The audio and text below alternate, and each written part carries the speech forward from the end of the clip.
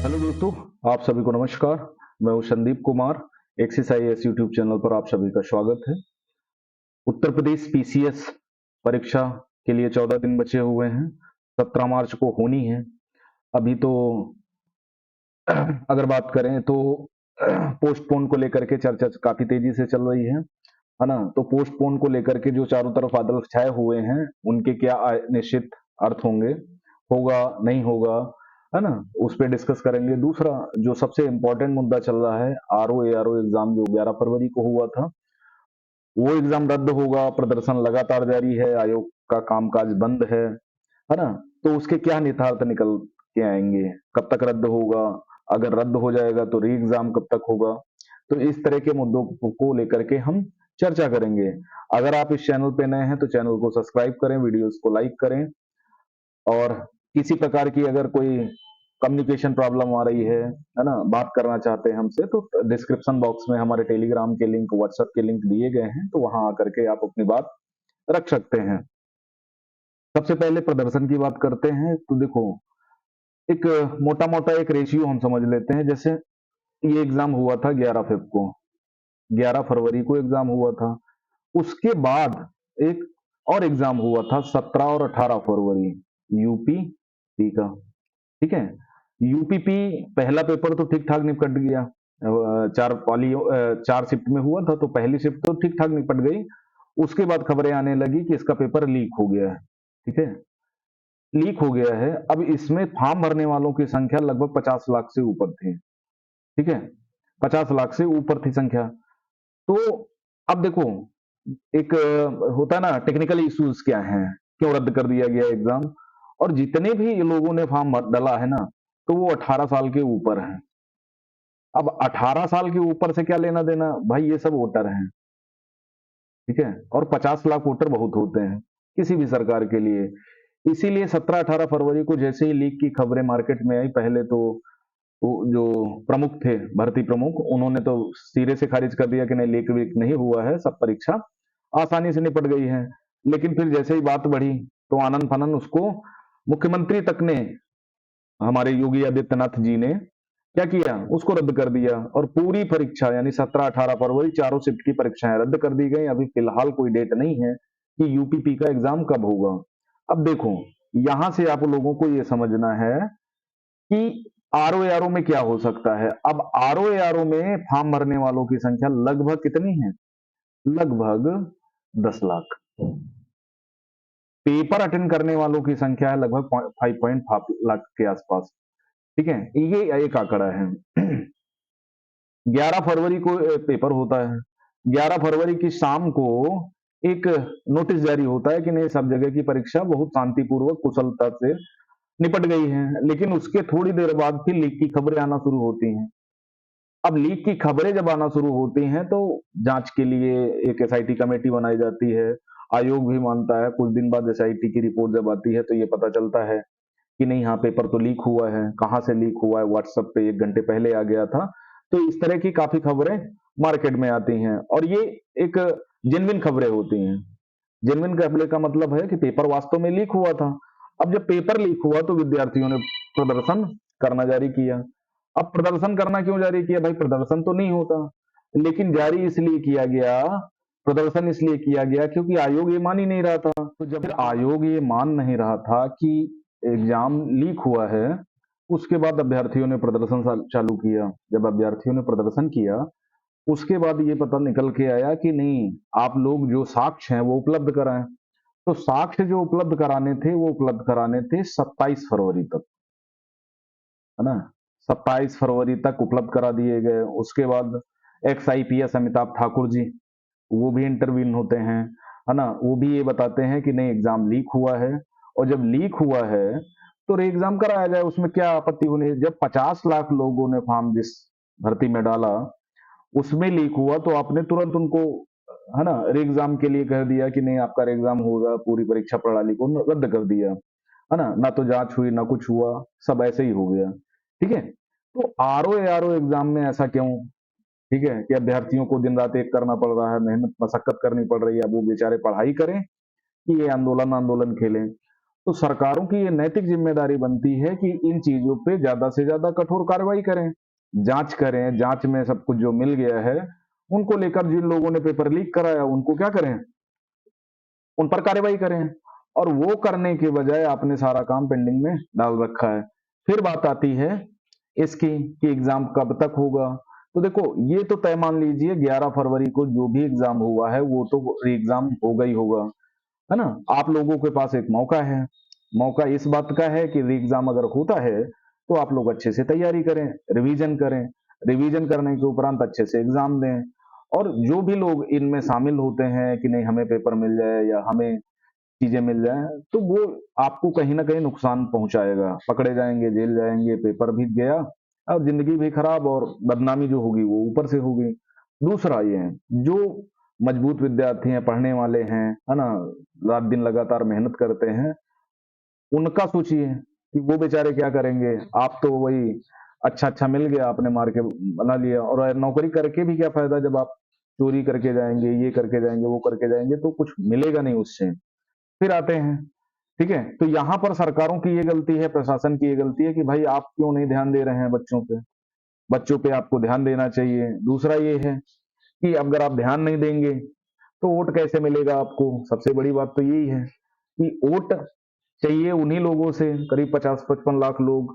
अब PCS free भी डाले होंगे लोग, अब वो भी अथर में लटके हुए हैं कि पता नहीं एग्जाम हो पाएगा नहीं हो पाएगा, अभी तक एडमिट कार्ड जारी नहीं हुए, है ना। जनरली 15-20 दिन पहले एडमिट कार्ड जारी कर दिए जाते हैं, अब 14 दिन बचे हुए हैं, अभी तक एडमिट कार्ड आया नहीं है। तो ऐसे में क्या करें वो विद्यार्थी, ठीक है। तो सबसे बड़ी बात ये होती है ना कि जब बड़ी बड़ी संस्थाओं की जो गारंटी होती है वो खोखली निकल जाती है तो दिक्कत अभ्यर्थियों को उठानी पड़ती है, और आज नहीं तो कल खामियाजा भाजपा सरकार को भी उठाना पड़ेगा, माननीय मुख्यमंत्री योगी आदित्यनाथ को भी उठाना पड़ेगा। अब क्यों उठाना पड़ेगा कि भाई जब बच्चे आपसे खुश नहीं होंगे, आप ना टीचिंग एग्जाम ठीक से करा पाए, है ना, वो भी कराया तो आधा लटका हुआ है, पीजीटी वगैरह तो हो ही नहीं पाया। 2022 में वैकेंसी आई थी, अभी ये चल रहा है 2024, तो उसका भी एग्जाम नहीं हुआ, है ना। तो ये जो 11 फरवरी को आपने कराया ये भी रद्द हो गया, लीक हो गया। और थोड़े बहुत कि 5-10 मिनट पहले नहीं, 1 घंटे पहले लीक हुआ, है ना। और जब 1 घंटे पहले लीक हुआ, आपके पास सारे साक्ष्य हैं, अब आयोग ऊपर से ये बता रहा है कि उत्तर कुंजी जो बनी थी वो आधी गलत थी। अरे आधी गलत हो या पूरी गलत हो, पेपर तो लीक हुआ है ना, उस पे फोकस करिए। और ये एग्जाम जो बच्चे डिमांड कर रहे हैं वो एग्जाम कराइए उनको, है ना। क्यों आप पकड़ में फजीहत करा रहे हैं अपनी, है ना। कुछ ट्रस्ट इशू होता है, कहाँ से लीक हुआ, भाई इतनी सिक्योरिटी के साथ पेपर गया होगा स्कूल कॉलेजों में, तो वहां तो बनता नहीं, कहीं ऐसा तो नहीं जहां पेपर से प्रिंट होता है वहीं से लीक हुआ हो, ठीक है। तो कई सारी बातें हो सकती हैं, वो अभ्यर्थियों को पता होनी चाहिए कि नहीं कहाँ क्या हुआ, है ना, क्योंकि उनका भविष्य गर्त में जाता है ना, सालों साल मेहनत करते हैं फिर बर्बाद हो जाता है, ठीक है। तो वो एक करना है। दूसरा, जो अभ्यर्थी पीसीएस प्री 2024 17 मार्च को देना चाहते हैं, भाई 17 मार्च को एग्जाम है ना, उनके लिए देखो दो चीजें हैं। पहला, एक पॉइंट निकल करके आता है कि अगर आयोग आरओ आरओ एग्जाम पे कोई फाइनल डिसीजन नहीं करता है तो ये आंदोलन तो रुकेगा नहीं, आंदोलन होना चाहिए और चलेगा भी शांतिपूर्वक। आप अपनी बात रख रहे हैं तो उसमें क्या दिक्कत होनी चाहिए किसी को, और कोई तानाशाही सरकार तो है नहीं कि भाई नहीं हम लट तोड़ देंगे, वो कर नहीं पाओगे, क्योंकि बच्चे सब क्या हैं, बड़े आराम से अपनी संविधान के दायरे में रहते हुए, है ना, नियम कानूनों के दायरे में रहते हुए अपना आंदोलन कर रहे हैं। उनका वो अधिकार है भाई, उनके साथ गलत हुआ है, अन्याय हुआ है तो वो तो आंदोलन करेंगे ही, करना भी चाहिए लोगों को। तो आंदोलन के चलते क्या हो रहा है कि आयोग का कार्य तो बाधित हो रहा है। काफी सारे लोग छुट्टी ले लिए होंगे कि क्यों वहां फोकट में फजीहत कराए जाके, है ना, बच्चे घेर लेते हैं कहीं लड़ाई दंगा ना हो जाए। हालांकि बच्चों को इन चीजों से बचना चाहिए, तोड़ फोड़ से, क्योंकि जो नुकसान करेंगे हम अपनी ही संपत्ति का नुकसान करेंगे। कोई भाजपा की या कांग्रेस की या सपा की इनकी संपत्ति तो है नहीं, हमारे टैक्स के पैसों से सारी संपत्ति बनाई जाती है, हमारा उस पर अधिकार है। तो हमें संपत्ति नहीं तोड़नी है, हमें क्या करना है, हमें आराम से शांतिपूर्वक आंदोलन करते रहना है, अपनी डिमांड को रखना है, सबको समझाने का प्रयास करना है कि नहीं भैया हमारे साथ ये दिक्कत हुई है, उसको पूरा करो। तो आरओ एआरओ री एग्जाम को लेकर के जब तक ये आंदोलन चलेगा तो आयोग का कार्य बाधित होगा ही होगा, है ना। दूसरा पॉइंट निकल के आता है कि अगर आयोग इन परीक्षा आरओ एग्जाम को 5 मार्च तक रद्द कर देता है और री एग्जाम डेट दे देता है, या री एग्जाम नहीं डेट देता है लेकिन ये आश्वासन देता है कि 2024 में ही एग्जाम कंडक्ट कराया जाएगा। तो बच्चे शांति से अपने घर लौट आएंगे, आराम से काम चलने लगेगा। आयोग उस पीरियड में क्या करेगा, एडमिट कार्ड इशू करने का प्रयास करेगा, जो 5 से लेकर के 10 के बीच में एडमिट कार्ड हो सकता है आ जाए, है ना। तो एक संभावना ये बनती है। लेकिन अभी तक क्या था, जैसे जैसे डेट बढ़ रही है तो पोस्टपोन्ड की तरफ रुझान ज्यादा बढ़ने लगा है। जैसे मान लिया ये एक लाइन है ना, इस तरफ एग्जाम होना है, इस तरफ नहीं होना है ना। तो जैसे जैसे डेट बढ़ रही है, एडमिट कार्ड जारी नहीं हुए हैं, तो वैसे वैसे पोस्टपोन की तरफ मामला बढ़ता चला जा रहा है। आयोग को क्या एक दिन नोटिस जारी कर देगा कि भाई एग्जाम पोस्टपोन कर दिया गया, कारण कुछ भी दे देगा, है ना। फिर आते हैं लोकसभा इलेक्शन। हालांकि आयोग अपना कार्य जारी रखेगा, लेकिन अगर एक बार एग्जाम पोस्टपोन हुआ तो 2 महीने 3 महीने डिले होगा ही होगा। फिर ये वही यूपीएससी के आसपास टकराएगा जाके, जो भी आरक्षित डेटे होंगी उसमें ये पीसीएस का भी कराया जाएगा, आरओ एग्जाम भी कराया जाएगा, है ना। तो जो भी बच्चे तैयारी कर रहे हैं, रिवीजन प्रोसेस में है, अगर वो घर आंदोलन में सक्रिय नहीं है, घर से अपना ट्विटर के माध्यम से, इंस्टाग्राम, फेसबुक, देखो सोशल मीडिया में बहुत ज्यादा पावर होती है।